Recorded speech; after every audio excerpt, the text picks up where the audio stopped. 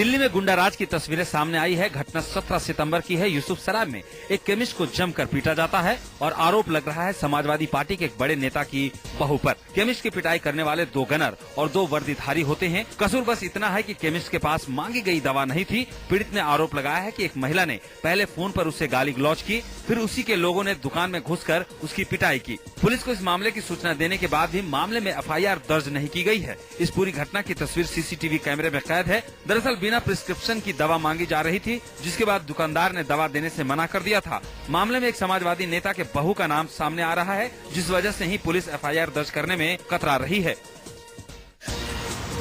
दिल्ली के यूसुफसराय में केमिस्ट से गुंडागर्दी की तस्वीरें CCTV में कैद हो गई है, लेकिन रसूख के चलते इस मामले में FIR दर्ज नहीं हो पा रही है। केमिस्ट अशोक ने न्यूज 24 से कहा कि उसे किसी महिला ने फोन किया था। जिस नंबर से फोन आया उसके WhatsApp में नाम रीचा यादव है और ये महिला एक बड़े समाजवादी नेता की बहू बताई जा रही है। अशोक के मुताबिक चारों लोग उसे काउंटर से घसीटकर बाहर ले गए और उसके बाद जमकर मारपीट की, जिसका फुटेज CCTV में कैद नहीं हो पाया है। के बाद 10-15 मिनट बाद उसके 4-5 PSO आते हैं, जो मेरे आते ही हाथापाई स्टार्ट करते हैं। उनमें से 2 खाकी वर्दी में थे, 2 सिविल में।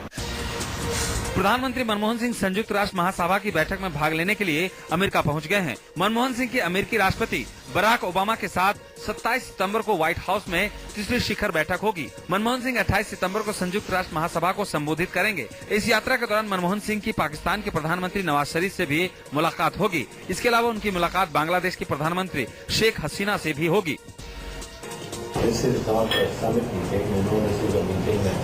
That's on the sidelines of the General Assembly. Of course, we prepare adequately for any kind of meeting. Pakistan के प्रधानमंत्री नवाज शरीफ ने कहा कि वो प्रधानमंत्री मनमोहन सिंह के साथ मुलाकात का इंतजार कर रहे हैं और उम्मीद करते हैं कि पिछले कार्यकाल के दौरान द्विपक्षीय संबंधों में हुई प्रगति को वो आगे बढ़ाएंगे। शरीफ ने कहा कि उन्हें मनमोहन सिंह से मिलकर बहुत खुशी होगी और वो उम्मीद करते हैं कि वो वहीं से बात शुरू करेंगे जहां हमने 1999 में छोड़ा था। नवाज शरीफ 1999 में तत्कालीन प्रधानमंत्री अटल बिहारी वाजपेयी की लाहौर बस यात्रा और उनके साथ हुई ऐतिहासिक मुलाकात का हवाला दे रहे थे। I'll be very happy to meet him, and we hope to pick up the threads from where we left in 1999.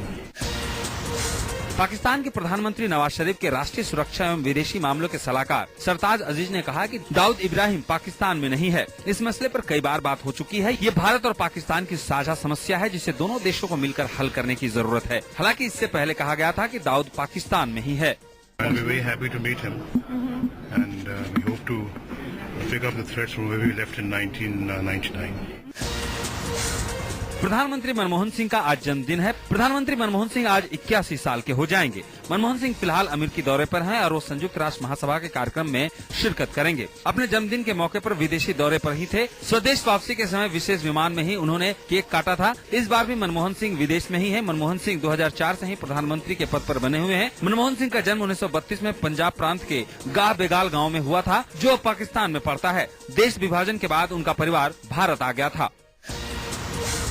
Rahul Gandhi ने पश्चिम महाराष्ट्र, मराठवाड़ और कोंकण क्षेत्र के कार्यकर्ताओं के बीच कहा कि अगर कांग्रेस अपने दम पर जीतती है तो उससे NCP या किसी दूसरी पार्टी के सहारे की जरूरत नहीं होगी। कांग्रेस उपाध्यक्ष राहुल गांधी NCP गठबंधन की मुश्किलों से पार पाने के लिए कार्यकर्ताओं को गुरु मंत्र दिया। राहुल ने कार्यकर्ताओं से कहा कि आप लोग इतना बेहतर काम कीजिए कि किसी के साथ की जरूरत न पड़े। पुणे की इस बैठक के साथ ही राहुल गांधी का 2 दिनों का महाराष्ट्र दौरा खत्म हो गया है। राहुल का ये दौरा आगामी महाराष्ट्र विधानसभा और लोकसभा चुनाव के मद्देनजर था।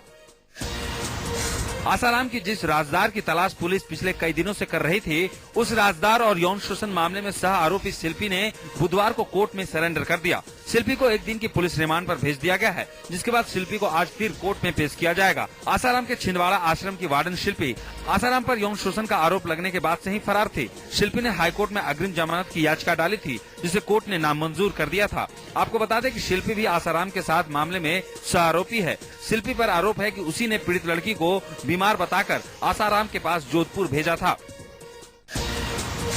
पुलिस की गिरफ्त में आए शिल्पी का कहना है कि आसाराम और वो सभी निर्दोष हैं और उन्हें साजिश के तहत फंसाया जा रहा है। हैरानी की बात यह है कि शिल्पी पुलिस की तहकीकात में आसाराम की राजदार साबित हुई है और वो इस मामले की सबसे बड़ी अहम कड़ी है। जोधपुर पुलिस को शिल्पी से आसाराम के राज का पर्दाफाश होने की उम्मीद है, लेकिन आसाराम की खास राजदार कह रही है कि सब साजिश है और उन्हें फंसाया जा रहा है।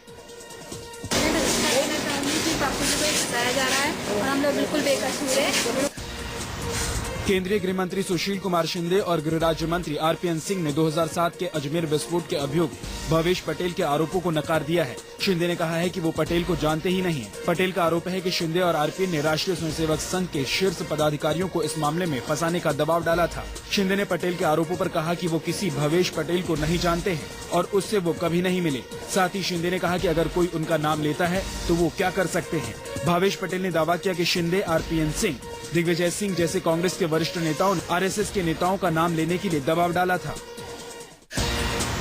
रोहतक में कॉलेज की छत पर एक लड़की का शव मिलने से सनसनी फैल गई। लड़की के सुसाइड नोट के मुताबिक उसने ब्लैकमेलिंग से तंग आकर सुसाइड कर लिया। शव के पास से ही एक क्लोरोफॉर्म की बोतल मिली है। लड़की के परिजनों ने पुलिस को एक सुसाइड नोट दिया है, जिसमें लड़की ने कुछ लोगों पर ब्लैकमेलिंग करने का आरोप लगाया है। लड़की रोहतक के बलियाना गांव की रहने वाली थी। लड़की ने सुसाइड नोट में लिखा है कि कुछ लोग उसे धमकी दे रहे थे कि 5 लाख रुपए लेकर आओ, नहीं तो तुम्हारी अश्लील वीडियो बनाकर अपलोड कर दिया जाएगा। जिस डर की वजह से ही उसने आत्महत्या कर ली। तो इनके पेरेंट्स ने, फादर ने दिया है कि एक सुसाइड नोट वो लिख के गई हुई है, तो उसकी अभी जांच की जा रही है। उसके अंदर बाय नेम किसी का नहीं है, वैसे लड़कियों के नाम दिए। वो लड़कियों के बारे में जिक्र किया है कि कुछ लड़कियां हैं जो ब्लैकमेल कर रही थी मेरे को।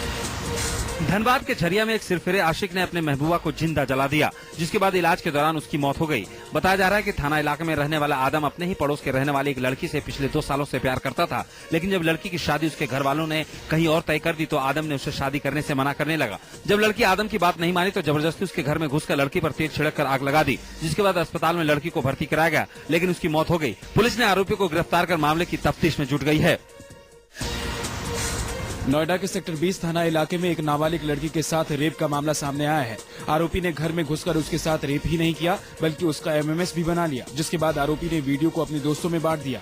आरोपी ने लड़की को धमकी भी दी कि अगर उसने किसी से ये बात बताई तो उसे जान से मार देगा और एमएमएस को बांट देगा, जिस वजह से ही उसने अपने घर वालों से भी कुछ नहीं कहा। लेकिन मामले का खुलासा तब हुआ जब पीड़ित के भाई ने अपने दोस्त के मोबाइल में वो एमएमएस देखा। लड़की के भाई ने आरोपी को पहचान लिया, जो उसके पड़ोस में ही रहता है। पुलिस ने शिकायत दर्ज कराने के बाद आरोपी को गिरफ्तार कर लिया गया। मुजफ्फरनगर में दंगों की वजह से राहत शिविरों में गुजर बसर करने वालों के लिए बुधवार का दिन खुशियों लेकर आया। दरअसल दंगे से पहले जिन युवक युवतियों के निकाह तय हो चुके थे, उन 27 जोड़ों को राहत शिविर में सामूहिक निकाह कराई गई। इसकी पहल जमियात उलमा ए हिंद के सदर मौलाना अरशद मदनी ने की। इस निकाह में जमियात उलमा ए हिंद ने 9 दंपतियों को गुजर बसर करने के लिए 10,000 रूपए और प्रदेश सरकार की ओर से इन्हें 1 लाख रूपए का चेक भी दिया गया। इन बच्चियों के निकाह थे, इनसे रिश्ते मुतय्यन थे। हमने ये चाहा कि लोग आग लगा रहे हैं फिरका परस्ती की, हम प्यार और मोहब्बत के बीज को डालें। अभिनेता दिलीप कुमार को आज अस्पताल से छुट्टी मिल सकती है। दिलीप कुमार के आज अपने घर जाने की संभावना है। दिलीप कुमार की तबीयत बिगड़ने के बाद उन्हें मुंबई के लीलावती अस्पताल में भर्ती कराया गया, जहां उनका इलाज चल रहा था। दिलीप कुमार की पत्नी सायरा बानो के प्रबंधक मुर्शिद खान के मुताबिक आज उन्हें अस्पताल से छुट्टी मिल सकती है। मुर्शिद खान ने कहा कि दिलीप अब पूरी तरह ठीक हैं और आज उन्हें अस्पताल से छुट्टी मिल जाएगी। दिलीप कुमार को 15 सितम्बर को अस्पताल में भर्ती कराया गया था। दिलीप कुमार ने अपने 60 साल के फिल्मी करियर में ज्वार भाटा, मेला, नया दौर, तराना, गंगा जमुना जैसी बेहतरीन फिल्मों में अभिनय किया है। रांची में CLT 20 खेलने पहुंची चेन्नई सुपर किंग्स के प्लेयर को बुधवार शाम चेन्नई सुपर किंग्स के कप्तान धोनी ने शानदार पार्टी दी। धोनी ने सभी खिलाड़ियों को अपने घर रात्रि भोज पर बुलाया। बुधवार शाम 8 बजे से शुरू हुई ये पार्टी 4 घंटों तक चली। पार्टी में तरह तरह के पकवान और संगीत ने खिलाड़ियों का मन मोह लिया। इस पार्टी की मेहमान नवाजी में धोनी का पूरा परिवार मौजूद था।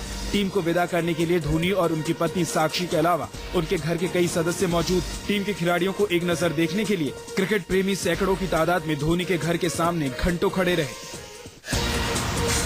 संजय दत्त जब से जेल गए हैं तब से उनका नाता अभिनय से टूटा हुआ है, लेकिन अब जेल से ही संजय दत्त दर्शकों के सामने आने वाले हैं। दरअसल स्टेट प्रिजन डिपार्टमेंट द्वारा आज एक कार्यक्रम आयोजित किया गया है, जिसमें वो अपने साथियों के साथ एक स्टेज शो करेंगे। हालांकि ये एक फंड रेजर इवेंट है। पुणे के सुप्रसिद्ध बाल गंधर्व ऑडिटोरियम में ये कार्यक्रम आयोजित किया जाएगा। इस कार्यक्रम में बाकी 48 और जेल के कैदी भी शामिल होंगे। सूत्रों के मुताबिक संजय दत्त चेन्नई एक्सप्रेस का पॉपुलर गाना लुंगी डांस पर डांस करेंगे और अपनी सुपरहिट मूवी लगे रहो मुन्ना भाई के देशभक्ति गाने पर भी अपना हुनर दिखाते नजर आएंगे। रिजर्व बैंक ने सेलफोन, टीवी, ज्वेलरी और दूसरे प्रोडक्ट की बिक्री बढ़ाने के लिए कई कंपनियों की शून्य ब्याज दर योजना पर रोक लगा दी है। इसी के साथ रिजर्व बैंक ने ये भी कहा है कि डेबिट कार्ड से सामान खरीदने पर कोई अतिरिक्त शुल्क नहीं लगाया जा सकता। अब तक कई बैंक मोबाइल, लैपटॉप, टीवी जैसे इलेक्ट्रॉनिक प्रोडक्ट्स समेत कई दूसरी चीजों की खरीदारी पर ग्राहकों को लुभाने के लिए 0 इंटरेस्ट रेट जैसी स्कीम चला रहे थे। रिजर्व बैंक ने ऐसी स्कीम को तत्काल बंद करने का आदेश दिया है। उपभोक्ता कंपनियां शॉपिंग सीजन में अपने उत्पादों की बिक्री बढ़ाने के लिए शून्य ब्याज दर योजना के जरिए उपभोक्ताओं को चुनिंदा क्रेडिट और डेबिट कार्ड से खरीदारी करने के लिए लुभाती थी।